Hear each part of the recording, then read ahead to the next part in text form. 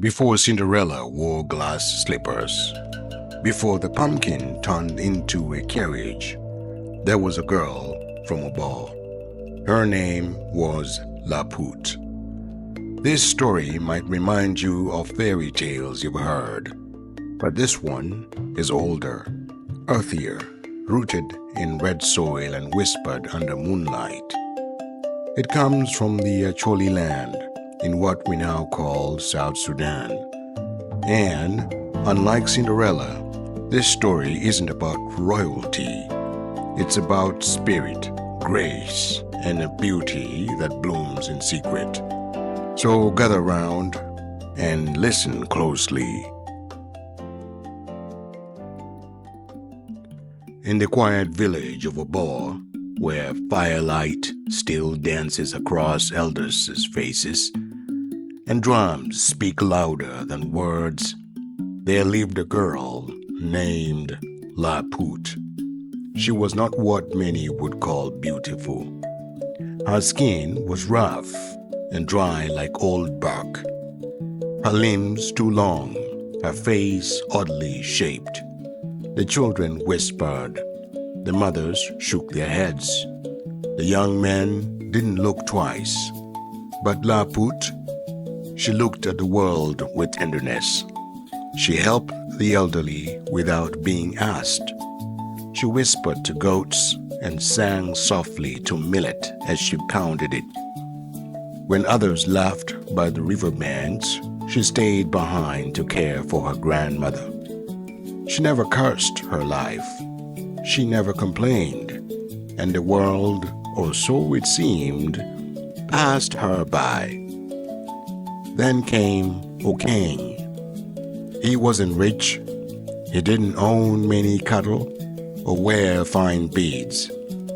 But he was observant, a thinker, a man who farmed by moon phases and asked questions the wind couldn't answer. One market day, he saw Laput pick up a child who'd fallen in the dust.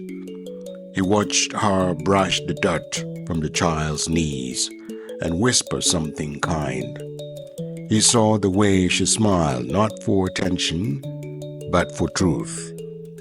That one, he told his mother, has a rare spirit. And so, against all logic and all laughter from his friends, he chose her. He sent elders. He paid the bride price. 2 goats, 1 chicken, and a woven basket of sesame, and Laput became his wife.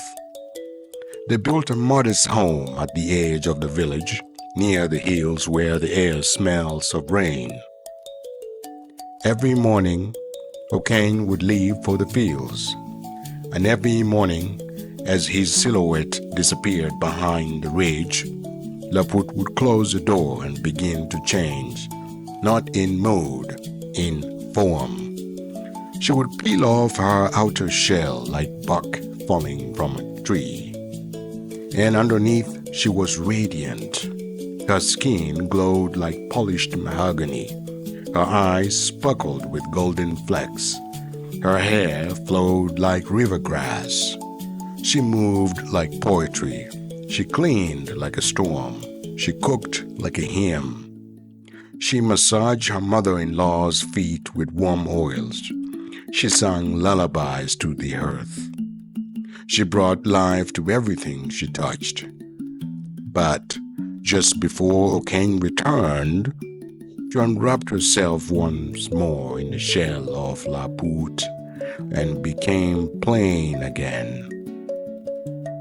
Okang's mother, though aged, was no fool.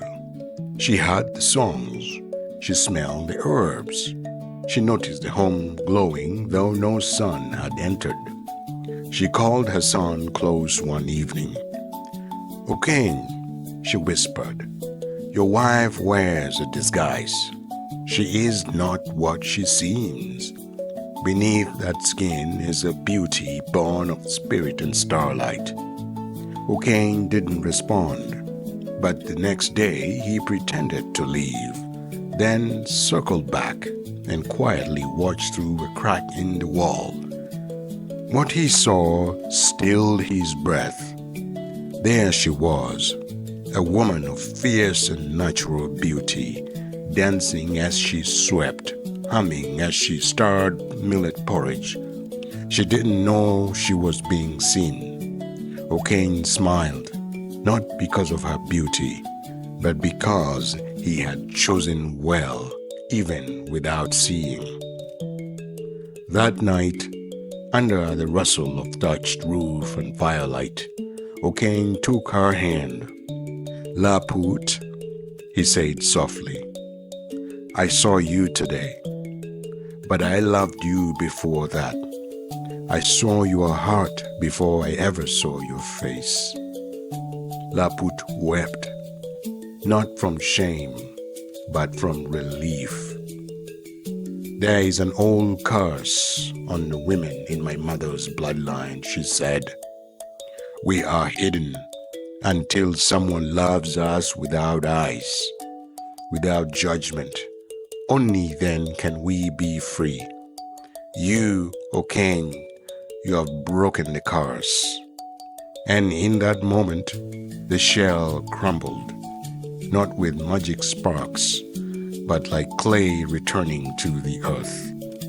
She remained as she was, radiant, whole, unhidden. Today, they speak of her in Obbo. They say the girl with bowed head became a woman with lifted chin. They say her heart grew a garden where no one had planted. And they say that when love sees clearly, even without sight, curses break, beauty returns, and stories like this are born.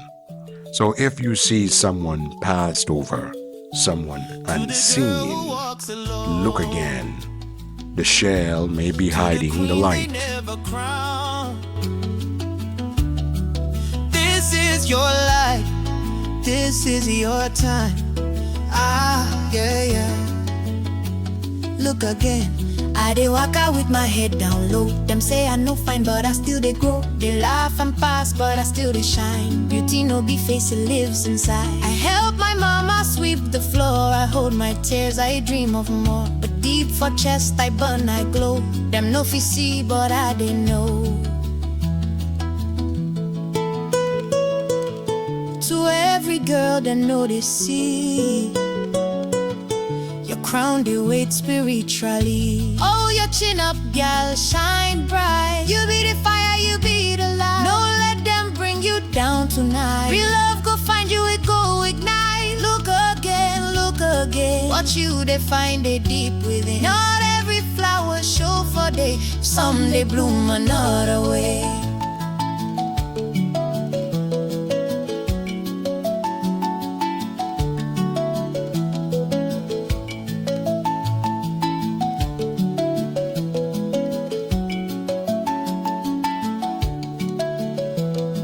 I once stay blind, I judged by skin, but now I see the light within.